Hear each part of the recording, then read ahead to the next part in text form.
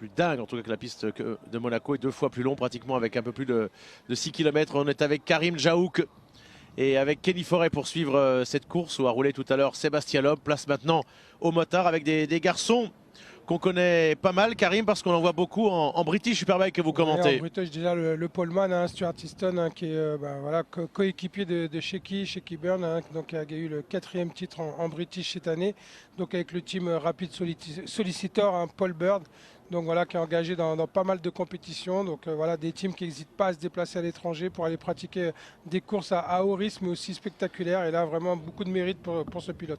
Avec deux pilotes qui ne vont pas prendre le départ, ce sont Peter Hickman et Hamilton qui sont forfaits. Dans quelques instants le départ, on vient de voir également sur la grille Philippe Daubé. Oui, Peter Hickman, hein, qui a eu une fuite de radiateur et malheureusement un lot, hein, qui a fuité du radiateur, qui a entraîné la chute du deuxième concurrent. Et voilà, donc sans mal, mais qui n'ont pas participé à la deuxième qualification. Kenny Forêt, vous avez longuement discuté avec Amaury Baratin qui a brillé sur ce circuit. Oui, c'est le seul Français qui a gagné la catégorie Super Sport. Alors maintenant, la catégorie n'existe plus. Il a gagné cette course en 2009. Ouais, c'est vrai que c'est un des seuls, enfin c'est pas un des seuls Français parce qu'on a Fabrice ici qui a déjà roulé. Mais en tout cas, c'est le seul qui a gagné cette course-là en 600. Alors pas de Français, mais un Belge cette année, Marc Fissette, qui a trouvé que ça roulait plus vite que l'an passé aux essais, qui avait un petit peu moins de grippe. Mario Cooper et Kevin qui travaillent avec lui ont énormément travaillé sur les suspensions. Il espère faire un bon résultat. Il va s'élancer de la 15e place. Il avait fait une première séance à la 20e position. Le voici en 15e position. On l'a croisé souvent, hein, en endurance, Marc Fissette. Il a roulé également bien évidemment à Chimay, où il avait croisé Fabrice. Et puis une fois au Titi également. Une course de fou quand même, Kenny. Oui, c'est assez incroyable de les voir rouler. On voit que la piste est quand même relativement étroite à cet endroit-là du circuit. Ça monte, ça descend, c'est juste incroyable. On les voit passer à chaque fois très très proche du rail. Fabrice nous disait tout à l'heure que même plusieurs fois ils avaient tendance à le toucher. C'est juste incroyable. Ouais, il y a une expression, hein, c'est closer the wall. Voilà, on l'emprunte spécialement pour Macao, hein, ça veut dire voilà, venir fermer le mur. Donc c'est vraiment voilà, c'est une des particularités. Et puis Gérald Muto aussi, hein, qui a roulé avec le Team of Paris et qui me disait on a l'impression d'être dans un grand toboggan, il n'y a aucun repère. Et comme les rails sont assez hauts, voilà, on a l'impression d'être dans une glissière, un toboggan. Et c'est sans fin, donc à un moment donné, bon, on s'y habitue. Mais voilà, heureusement que c'est 12 tours, parce que ça serait très pénible. Ouais, Gérald Muto qui faisait le déplacement ici avec l'ineffable Pierre Chapuis. On a une pensée bien évidemment au moment de cette course de Macao pour l'ancien coéquipier de Philippe Monneret, Bruno Bonnehuile, qui a perdu la vie ici sur cette piste. Piste incroyable, hein, quand même, Kenny. Oui, incroyable. Ça vous tenterait d'aller rouler un jour au quel champion du monde d'endurance? Je sais pas. Franchement, c'est vrai que ça doit être quelque chose d'assez excitant parce que forcément, plus il y a de risques, plus il y a d'adrénaline. Pourquoi pas? Aujourd'hui, j'ai pas envie. Après, on ne sait pas ce qui peut se passer dans le futur. Karim, ce qui nous a marqué sur la grille, c'était combien les pilotes étaient détendus. Ils sont très très détendus. Bah, c'est vrai, je pense que comme Kenny, on aborde une course, on va dire, avec voilà, beaucoup d'adrénaline. Donc là, le moment de concentration va commencer et juste avant, bah, on est relâché au maximum, hein. Et plus on est relâché en général, et mieux on roule. On va voir ça dans quelques instants. Beaucoup de garçons que vous suivez en British Superbike sur Eurosport 2 tous les week-ends. Stuart Easton en pôle à ses côtés. Michael Rutter et Johnson en deuxième ligne. Chitson, l'Écossais Storar et Sager que l'on voit régulièrement en endurance. Troisième ligne avec Johnson encore. Martin Jessop, Mercer. L'Allemand Grams est en quatrième ligne entouré de John McGuinness. Une véritable légende et de Cooper. Et en cinquième ligne, on a le Belge liégeois Marc Fissette. C'est que toute la Belgique s'est levée pour le suivre.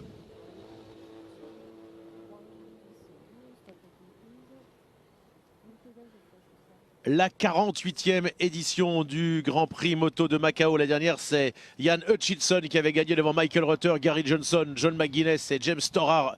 Bref, 5 Britanniques aux 5 premières places. Ensuite, il y avait l'Américain Jeremy Toy, puis Martin Jessop, Didier Grams, Lee Johnson, Stephen Thompson. Ce qui fait qu'on avait 7 Britanniques dans les 10 premiers. Ici, dans cette ancienne colonie portugaise, Macao, un grand classique. Les amoureux de moto adorent, à l'image de Fabrice Miguel. Allez, c'est parti.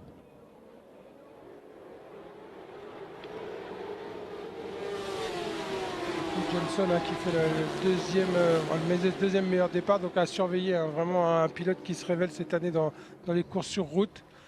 Et on peut le voir à l'écran, le numéro 5, donc Stuart Easton qui a pris le meilleur. Et après, c'est très dur de doubler, donc c'est bien de prendre un bon départ tout de suite.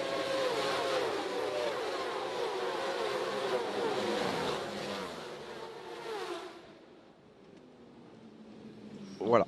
Un pilote qui a tiré tout droit. Et Hutchinson. C'est le seul endroit du circuit où on peut vraiment doubler parce qu'il y a un petit échappatoire et généralement, surtout dans les premiers tours, ils ont tendance à prendre les risques tout de suite pour pas se faire distancer.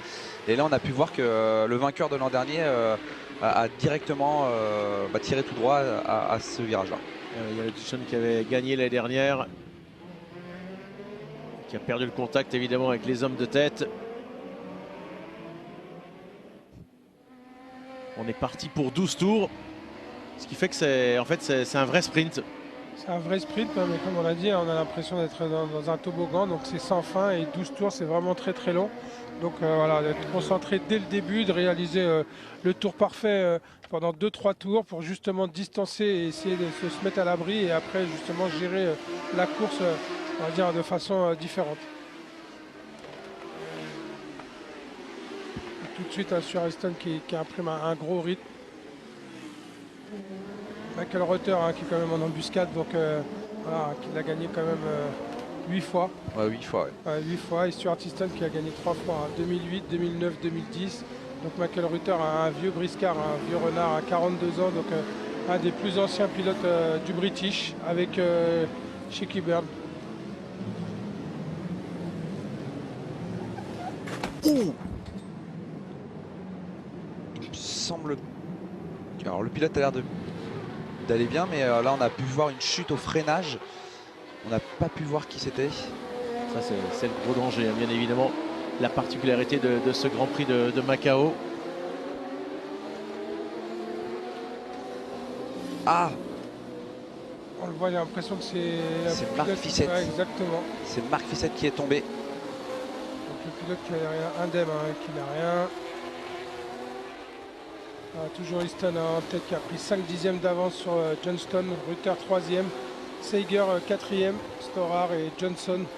Donc on retrouve quand même 3 pilotes du British Superbike dans les 5 premiers. Et pour Marc Fissette, c'est pas de chance. Déjà l'année dernière, sa course n'avait pas duré bien longtemps. Allez, effectivement, les hommes du British Superbike, comme l'année dernière, que l'on retrouve aux premières places, et ça n'est pas une surprise.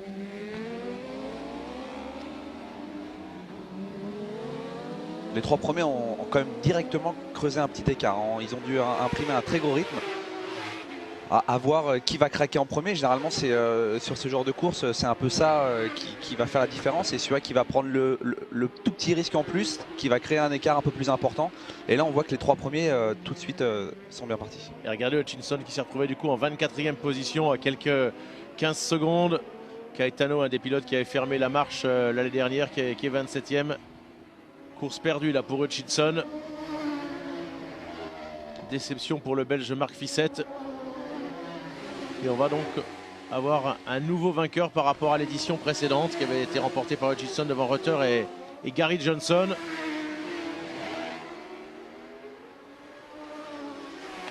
Allez, Stuart Easton qui va faire le tour le plus rapide en 2:33,339. Il avait réalisé à 2:25,975 lors des qualifs, mais le record du tour, c'est lui qui l'a et en un peu plus de 2:23. Donc on l'a vu, il en a encore sous le poignet. De l'équipe Paul Bird qu'on a vu briller dans différents championnats cette année.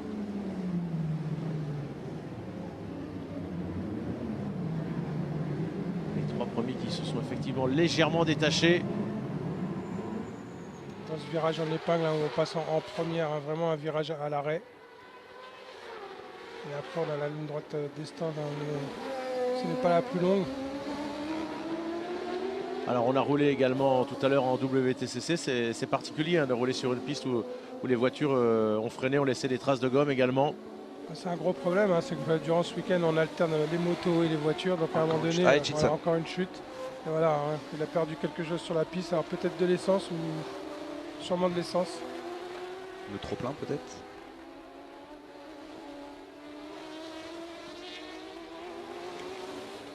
Alors vous discutiez avec Amaury Baratin, vous étiez étonné par le produit qu'on mettait sur la piste. Oui, alors c'est vrai Kenny. qu'il me disait que c'était pas de l'absorbant, ils appelaient ça le ciment de Macao.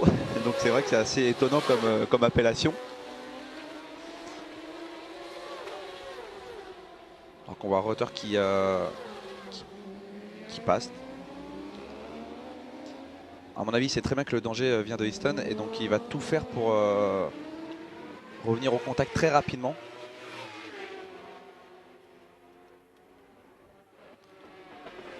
Là voici Michael Rutter qui est un vétéran, l'équipe Milwaukee Yamaha, qu'on a suivi également tout au long de l'année sur Eurosport 2.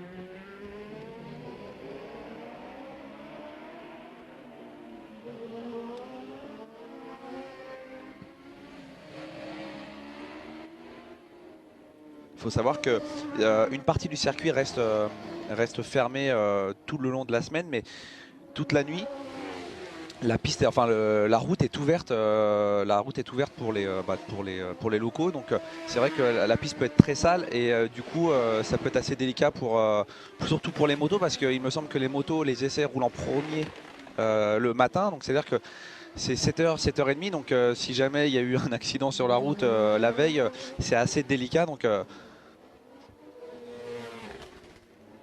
bon, bien sûr, il la nettoie à chaque fois, mais bon, il s'avère que entre les voitures qui roulent, plus la route qui est ouverte toute la nuit, il s'avère que la piste n'est pas très propre.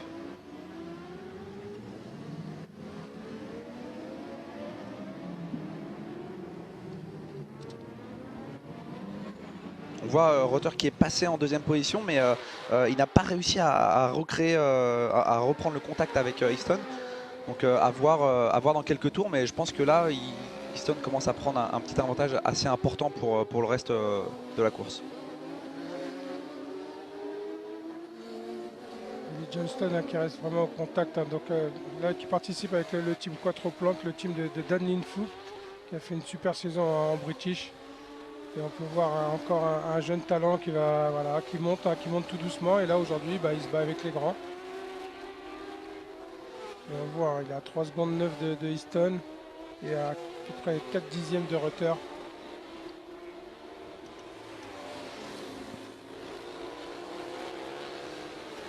On voit les grands, Gary Johnson.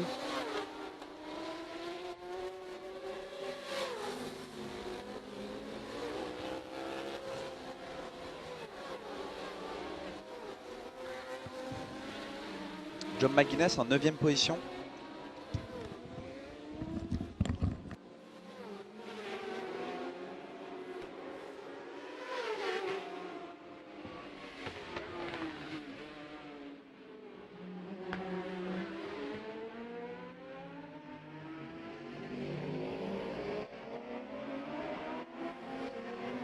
Les Anglais à l'attaque dans cette course de Macao. Le Grand Prix de Macao Moto, la 48e édition. Fabrice Miguet, vous avez roulé à 2 reprises. Décrivez-nous un petit peu ce circuit, les vitesses de passage. Alors là, donc, on est dans la partie haute du circuit. Ce circuit est décomposé en 2 parties, quoi. La partie basse qui est une partie vraiment très rapide avec des courbes qu'on prend à plus de 240 km/h. Et la partie haute qui est très technique avec beaucoup de virages en aveugle et de faire beaucoup attention aussi à la différence d'adhérence des motos, quoi. On parlait avec Kenny, quand il y a une chute, l'absorbant, c'est vrai que c'est du ciment, non? Oui, c'est un ciment, ouais. C'est une sorte de ciment, hein. C'est pas un ciment pur, hein. C'est une sorte de ciment qui absorbe l'huile et qui se fixe aussi à la piste. Et donc nous, notre premier tour, quand on fait le tour de chauffe, il est très important, c'est de vérifier les endroits où il y a eu les crashs de voitures. Comme là, vous voyez à la chicane, là il y a beaucoup d'absorbants. Et c'est donc, vous l'avez testé, ça fonctionne très bien? J'évite de passer dessus, moi, personnellement. Allez, on est avec Kenny Forêt et Karim Jaouk pour suivre cette épreuve qu'on est heureux de vous proposer. La dernière course de vitesse de la saison. Alors une course très particulière, hein. Certes, on a Karim Jaouk, des pilotes du British Superbike, on le voit ici avec Michael Rutter, mais c'est comme le disait Fabrice Miguet, parfois une chasse gardée des pilotes de course de route également, hein, Oui, ces épreuves. Course de route, voilà, déjà on sait, il y a à peu près 17 Anglais engagés sur 31 pilotes, donc voilà, vraiment un spécialiste de la course sur route. Et là, le gros souci, hein, on voit, voilà, vous voyez le pilote là qui est vraiment à l'arrêt et qui veut repartir. Et bon voilà, dans des virages à l'aveugle, dans des lignes droites où les pilotes arrivent très très vite. Donc des conditions maximum, on va dire, au niveau de, pas du danger, mais voilà, il y a quand même de la sécurité, mais on n'est pas à l'abri. On voit la piste qui est très très large dans les lignes droites et vraiment étroite au moment des sinueux.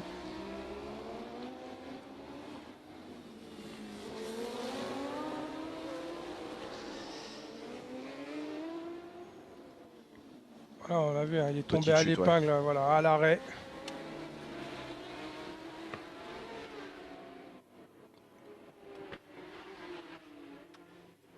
C'est vrai que c'est assez impressionnant de voir ces motos entre les rails en ville.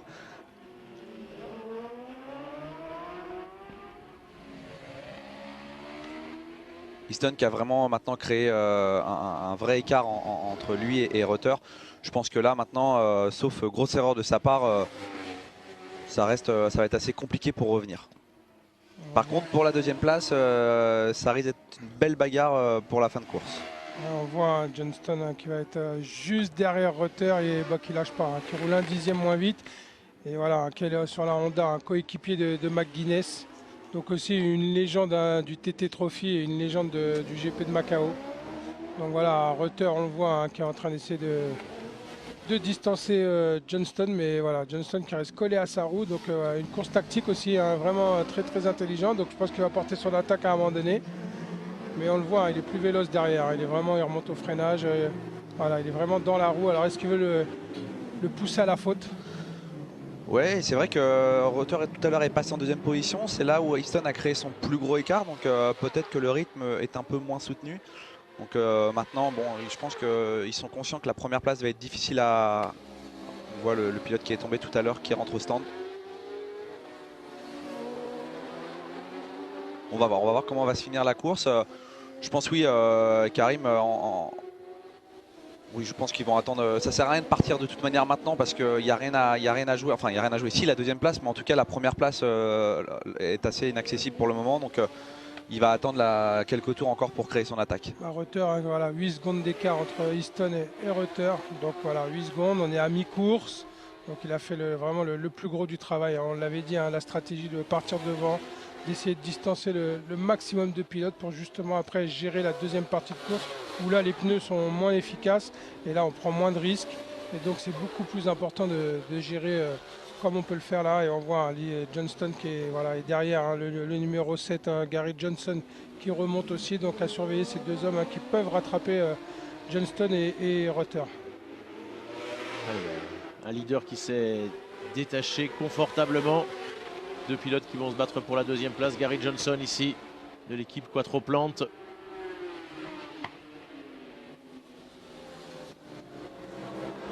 On rentre ici la machine de James Storar.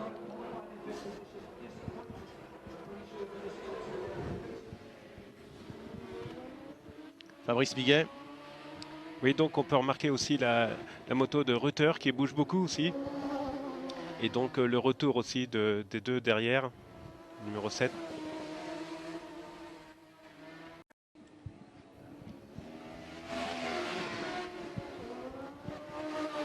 La mi-course. Avec un Easton qui s'est détaché devant. Là on voit une petite frayeur en entrée de virage. Il crée l'effort parce que là de toute manière il se rend compte qu'ils peuvent remonter sur les places du podium. Donc là c'est vraiment maintenant qu'il va falloir créer un effort et ça a l'air de marcher parce que l'écart se réduit au fur et à mesure des tours. Et on voit que le rythme est quand même très soutenu. Donc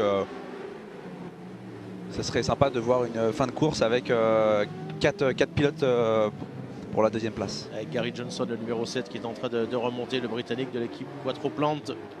Gary Johnson qui est vraiment quand même brutal, on va dire, il est brutal. Et derrière juste derrière lui Martin Jessop qui est en attente, mais voilà, on a vu qu'il prend beaucoup de risques et qui essaye de mettre sa moto, on va dire, en travers, mais dans des virages où c'est pas, on va dire, pas possible, mais voilà, il essaie de se battre un petit peu avec sa moto. Ils sont plus très loin maintenant quand même. Je pense que d'ici 2 tours, il y a de fortes chances qu'on les voit au contact du groupe des poursuivants, du poursuivant de Easton qui en 6 tours quand même a mis 11 secondes à tout le monde. C'est un rythme quand même qui est très très important.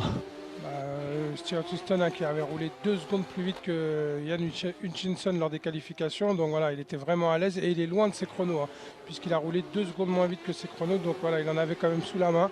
Et voilà, il l'a montré tout de suite pendant la course. Hutchinson qui s'est éliminé de surcroît, donc c'est plus simple pour Easton qui a plus d'adversaire là. Le vétéran Michael Rutter à la deuxième place. John McGuinness qu'on aperçoit ici en 7e position. Et là, vous avez raison, Kenny, ils sont en train de remonter directement. Et on voit Johnson. Johnson fait vraiment l'effort pour essayer de reprendre le contact parce que on le voit à chaque freinage, la moto qui bouge énormément. Alors c'est là qu'on voit qu'on est vraiment sur une route ouverte parce qu'on voit les motos qui s'expriment de partout, on les voit bouger. Et on le voit vraiment attaquer parce que ça fait plusieurs fois qu'il perd un petit peu l'adhérence à l'arrière. On le voit au freinage vraiment à la limite. Donc là on le voit maintenant, il est plus qu'à 2 petites secondes de la 3e place, donc même un peu moins. Martin Gessop qui décroche un tout petit peu juste derrière Johnson. Donc voilà, on a Michael Rutter en 2e position. En 3e, on a Johnston. On va avoir Johnson. Donc voilà. Et la bagarre qui va être belle surtout pour le podium. Et c'est pas rien de monter sur le podium de la course de Macao. La jonction qui est pratiquement faite. Johnson qui va être le premier à rentrer.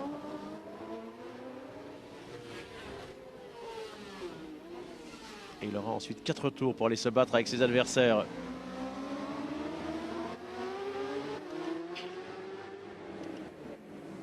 C'est le Grand Prix de Macao Moto. Et regardez la bagarre pour le podium avec 4 pilotes qui vont se disputer ces 2 places. Pensez un moment que c'était bon pour Michael Rutter et pour Johnson. Il n'en est rien, c'est revenu de derrière Kenny Forêt. Oui, là on voit maintenant un groupe de 4. Pour la 2e place, mais Michael Rutter reste quand même l'homme qui a le plus gagné à Macao et je pense qu'il va être capable de réagir. C'est votre avis, Karim Jaouk? Oui, je pense. En plus, là, on retrouve vraiment des teams de pointe du British. On a le Rapid Solicitor en tête. On a Milwaukee, donc le team de Josh Brooks en British. Juste derrière, on a le team Quattroplant avec Johnson et Johnston qui est dans le team PureTech de McGuinness. Donc des très gros teams. Joshua Brooks qui va rester finalement en British Mobile. Il avait déclaré aux 2 tiers de la saison qu'il voulait aller rouler en mondial. Eh bien, il n'en sera rien. Et il va se retrouver avec un autre Australien puisque Brock Parks nous l'a confirmé sur le circuit de Valencia. Il quitte la MotoGP pour se retrouver en British Superbike et on suivra bien évidemment sur Eurosport 2 la saison prochaine avec Romain Hussonnois, avec Philippe, avec vous Karim et avec Adrien Normand. Voilà, on voit le 4e pylône, Johnson, donc le team Quattroplant, team de Dan Linfoot en British. Voilà, on retrouve vraiment les gros teams et là, qui est revenu au contact. Donc comme disait Kenny, c'est vrai que voilà, Rutter est vraiment habitué à ce genre de course. Maintenant, est-ce qu'il va gérer? Est-ce qu'il n'a pas tapé dans ses pneus aussi? Voilà, il reste 4 tours. On va voir la fin de course qui va être très intéressante. Fabrice Miguel nous disait qu'il a envie d'y retourner l'an prochain. Il est en train de regarder la course avec des yeux d'enfant émerveillés un matin de Noël sous le sapin en regardant ses cadeaux. Il a roulé à 2 reprises. On peut penser qu'avec une course qui est maintenant télévisée comme ça et en direct de surcroît, qu'il faudrait que ça peut donner envie à quelques pilotes tricolores d'aller se frotter aux Britanniques pour les prochaines saisons. Bah, pourquoi pas c'est vrai, c'est une course qu'on n'a pas en Europe, donc elle est assez caractéristique parce qu'on est entre les rails. On ne peut pas comparer ça à une course de route parce que c'est pas tout à fait pareil. J'en parlais avec Amaury Baratin qui me disait que c'était un peu entre le Tourist Trophy et Macao, enfin et la course sur piste. On est vraiment entre les deux parce qu'on est sur un circuit fermé de 6 km, donc ça veut dire que c'est beaucoup plus facile à apprendre qu'un circuit de 60 km comme le TT. Et on peut le voir d'ailleurs parce que Stuart Easton qui domine totalement la course est quand même dans les 10 premiers du BSB. Ah, là on voit une attaque. Et ça passe sur Rutter. C'est fait. Et voilà, au culot, il a été au culot, Johnston. C'est Johnston, il est passé à l'inter, vraiment, on va dire, au virage le plus lent. Il n'a pas cherché à doubler dans le virage le plus rapide, mais au virage le plus lent. Mais c'est pas fini, c'est pas fini. Ils sont 4 à se battre pour cette position. Et Michael Rutter qui a sans doute envie d'aller chercher une belle place d'honneur, qui n'a pas envie de céder son podium. On va regarder l'écart. Après 8 tours, Stuart Easton qui est toujours largement en tête. Il va y avoir une superbe bagarre à 4. Comme on la suit souvent dans le British Superbike, de toute façon, vu certains circuits de British Superbike, les pilotes anglais ils sont habitués à prendre des risques, Kelly et Karim. Ouais, bon, c'est vrai que la particularité du British Superbike, c'est des circuits qui sont limites des fois. Mais voilà, après, c'est des coude à coude et il y a toujours le fair play quand même. Et Kelly, lui, se coule la tête. Vous trouvez qu'il y a quand même beaucoup plus de risques là sur cette course de Macao? Bah là, l'erreur, elle est un peu, j'ai pas envie de dire fatale, mais quand on voit que certains virages qui se passent à fond de 4 ou fond de 5, alors qu'on est entre les rails. Et Michael Rutter qui repasse en deuxième position. Il n'en a cure, lui, du risque, Kelly. On a vu Justin tout à l'heure se retourner pas mal de fois pour regarder ce qui se passait. Là, il vient de voir qu'il y avait un danger avec les deux pilotes qui revenaient derrière. Et je pense que Rutter vient de se rendre compte aussi qu'en fait, ils n'étaient pas que deux. Donc on va voir comment il va réagir maintenant. Ah, il a repris en tout cas la deuxième position. Palmarès incroyable pour lui sur toutes les courses au monde, mais surtout sur cette course de Macao pour Michael Rutter. Alors bien sûr, il y a un homme qui a échappé devant, hein, mais sait-on jamais. D'où l'intérêt de se retrouver. On a eu une petite frayeur avec Fabrice Miguel tout à l'heure, parce que quand on a regardé les chronos du warm-up, on s'est rendu compte qu'il y a très peu de pilotes qui avaient roulé, que la piste était humide. Fabrice nous le disait, on ne roule pas hein, s'il pleut à Macao en moto.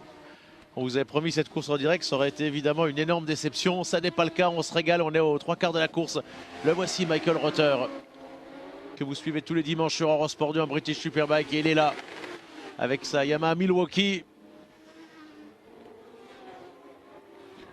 Donc Johnston et Martin Jessop juste derrière et numéro 7 Johnson. Donc voilà, 4 pilotes anglais issus les uns derrière les autres. Qui sont des vrais passionnés, Kenny, hein, parce que c'est pas pour la prime que les pilotes vont toucher, c'est vraiment pour se faire plaisir. Oui, c'est une course où on a une semaine très festive. Donc, et là, non, ça repasse pas. On voit Rutter qui commence à fermer les portes. Hein, donc on a 3 tours de la fin. Il va falloir de toute manière bien les fermer parce que je pense que les 3 pilotes derrière vont faire des attaques le plus souvent possible. Course très festive, c'est normal, une fête. Il y en a déjà une de magnifique dimanche soir à Valencia pour les pilotes de la MotoGP. C'est la fin de saison, c'est quasiment la dernière course. Il y aura ce dimanche le championnat d'Espagne encore en direct sur Eurosport France. Mais c'est vrai que la saison se termine. Donc pour certains, ils sont partis depuis fin février, début mars. Alors on en profite. Martin Jessop qui vient de passer Johnson, on l'a vu maintenant, qui est juste derrière Rutter et qui va essayer de passer l'aspiration. Et voilà, ici, l'expression, comme on dit, un closer the wall, on ferme le mur, donc pas les portes. Voilà, c'est pas mal quand même comme expression.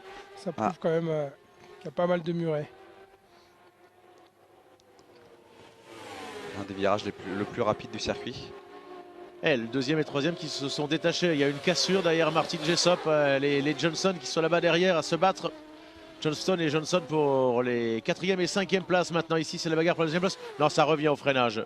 Ça revient au freinage, hein, mais on a vu là, on voit Johnson qui est en difficulté quand même. Hein, il était derrière Rutter pendant longtemps. Il a porté une attaque et là on le voit, il est en train de se faire distancer. Donc Rutter qui est en train de monter le rythme. Bon, Jessop qui s'accroche. Et on voit Johnson, le numéro 7, Johnston, pardon. Johnson, oui, le numéro 7, qui va essayer de recoller, mais Johnston, lui, pour l'instant, est en train de décrocher.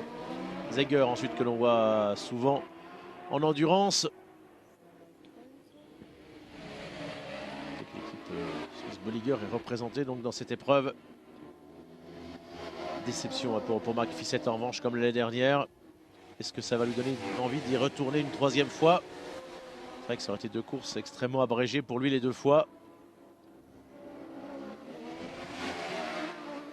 Salut au passage tous ceux qui s'étaient levés en Belgique pour suivre le pilote belge. Allez, la bagarre elle est belle à 3 ou 4 pour la 2e et 3e place sur le podium. Stuart Easton qui est très largement en tête du Grand Prix moto de Macao, mais derrière la bagarre fait rage pour les places d'honneur avec notamment le vétéran Michael Rutter. Devant pour l'instant Martin Jessop. On tourne en 2:30. Kenny. On voit Michael Rutter qui commence vraiment à fermer les portes, mais faut pas s'amuser à trop les fermer parce que le virage est quand même très serré et c'est quand même assez délicat pour doubler. On le voit, le pilote de la BMW, Jessop, essaye de doubler à chaque fois, se met à côté, à droite, à gauche, mais c'est un circuit très compliqué pour dépasser. Donc je pense que ça se fera au bout de la ligne droite s'il le peut. Il y a deux lignes droites, donc il y a la ligne droite des stands et une ligne droite opposée. Après, on remonte sur une partie vraiment sinueuse, technique. Donc voilà, il y a deux endroits pour attaquer la ligne droite. On voit que la BM a vraiment quand même un peu de moteur, hein. Il va essayer de passer l'aspiration. Tout à l'heure, il n'y a pas arrivé, mais voilà. Il y va, Martin Jessop. Allez, c'est passé sur Reuter pour Martin Jessop. On le voit, il est plus véloce, hein, depuis 2 tours. Il est vraiment plus à l'aise. Maintenant, on peut voir, hein, ils ont roulé 5 secondes moins vite qu'au qualif, donc ils en ont encore dans la poignée. Allez, le pilote de BMW qui est repassé devant Michael Reuter. Plus d'expérience évidemment pour Reuter qui se déporte. Le freinage. Michael Reuter qui a aucune envie de laisser un pilote plus jeune cette place de deuxième ici sur le Grand Prix de Macao. Puis on peut voir, hein, ça peut être un essai aussi, hein, voir le jeu de l'aspiration, hein, voir Jessop ce qui pouvait, voilà, un petit peu d'intox, hein, se laisser passer à cet endroit-là et au tour d'après remettre un peu de gaz, et ça va être un petit peu court pour Reuter. Donc voilà, là on rentre dans une stratégie. Et ils ne sont plus que 3 là. Ils ne sont plus que 3. Où est passé le quatrième? Où est passé Ellie Johnston? Il a décroché, hein, depuis tout à l'heure, on le voyait, hein, il perdait du terrain au fil des sérieusement tours. là même. Ah ça oui, va se jouer à 3, Kenny. C'est des courses qui doivent être tellement difficiles psychologiquement que des fois on peut facilement, éventuellement craquer. Je me rappelle d'avoir parlé il y a 2 ans avec John McGuinness. Il disait que c'était une concentration, surtout pour le TT, qui était constante. Et là, quand on voit qu'on est entre les rails, je suppose que c'est plus ou moins la même chose. Alors surtout quand on est en bagarre. Après, si on admet qu'on n'est pas capable de pouvoir suivre le rythme, c'est carrément plus intelligent de se dire je ralentis et c'est pas grave, je finirai 5e. Parce que là, une chute peut vite être assez grave. Marc Fissette nous disait qu'à chaque tour, à l'endroit où malheureusement situé Bruno Magnuel, il y pensait en passant. C'est ce qui est assez impressionnant. C'est que je pense qu'il faut rester lucide. C'est des courses où il ne faut pas trop s'enflammer, parce que c'est là où on peut faire des erreurs et puis, qui peuvent être fatales. On voit qu'on peut avoir quelques chutes sans forcément avoir des accidents graves, mais on sait à quel point quand ce sont des rails qui vous accueillent, c'est moins agréable qu'un bac à gravier. Allez, Stuart Easton, lui, il a fait une course sans faute, tranquille, sans véritable challenge, après que Gilson se soit très rapidement raté. Stuart Easton qui va inscrire son nom au palmarès. On le voyait sur son panneau, hein, qui lui notait plus 18 secondes. Donc là, je vous laisse imaginer que son dernier tour, il va le faire assez tranquillement. On y est dans ce dernier tour, Karim Jaouk, avec l'attaque de Martin Jessop pour aller chercher la 2e position face à Michael Reuter. Stuart Easton, hein, qui était venu en 2008, 2009, 2010, qu'il a gagné, qui revient en 2014 et victoire. Donc vraiment un circuit qui est fait pour lui. Et là, on voit un Martin Jessop qui attaque et voilà, il va essayer de tenir le bout, mais on va voir Reuter dans la ligne droite. On va voir le freinage. Ce serait bien étonnant que Reuter ne retente pas de passer. Voilà. Allez, à l'expérience, Michael Reuter dans ce dernier tour. Alors on l'a vu, c'est là qu'on voit qu'il a beaucoup d'expérience. C'est qu'il s'est fait doubler et il a bien préparé le virage très rapide avant le freinage. Et on l'a vu, Jessop qui est rentré très rapide. Reuter qui lui a plus favorisé l'accélération, qui a repris le contact, qui a pris l'aspiration et qui a pu se mettre à côté. Parce que faire un freinage en étant à l'extérieur, c'est quand même pas facile. Donc on voit qu'il a bien préparé son virage juste avant pour pouvoir le doubler. Allez, Michael Reuter toujours malgré tout sous la menace de Martin Jessop pour cette 2e position. Le podium qui semble s'être dessiné maintenant sur cette course de Macao, puisque d'ailleurs Johnson a lâché prise. Ça sera compliqué là maintenant pour Martin Jessop, mais il a envie d'attaquer encore. On va voir Reuter qui va complètement fermer la porte au freinage de l'épingle.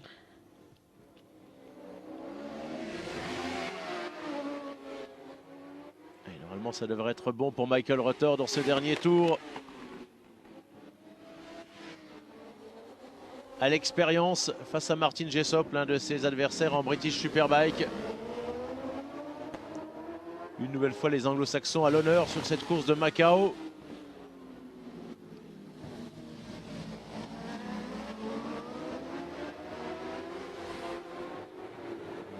On espère vraiment revoir au moins un pilote tricolore la saison prochaine.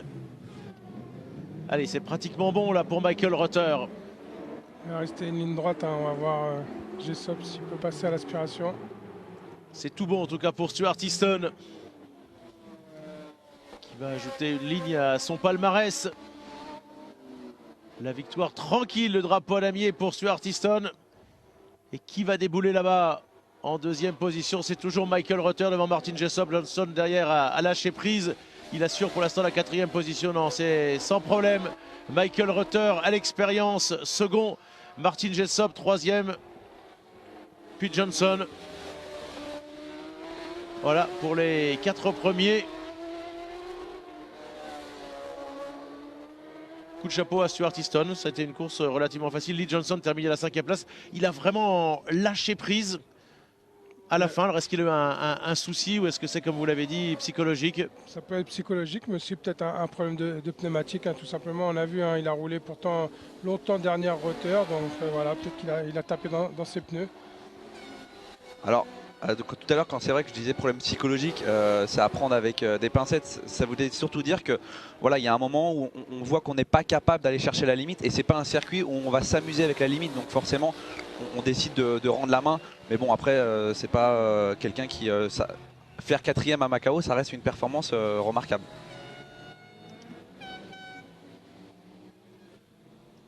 La victoire pour Stuart Easton.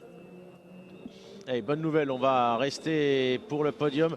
Fabrice Miguel, lui, il a suivi toute cette course. On avait presque du mal à vous tempérer. Ça vous a donné envie de retourner courir l'an prochain ici à Macao, Fabrice? Oui, bah bien sûr. Moi, je suis passionné de course sur route. Je fais que des courses sur route. Et Macao, c'est une des courses les plus particulières qu'on peut avoir du circuit de course sur route, on va dire. Comme disait tout à l'heure Kenny, c'est entre un circuit et une course sur route. Et donc Macao, c'est vraiment très impressionnant.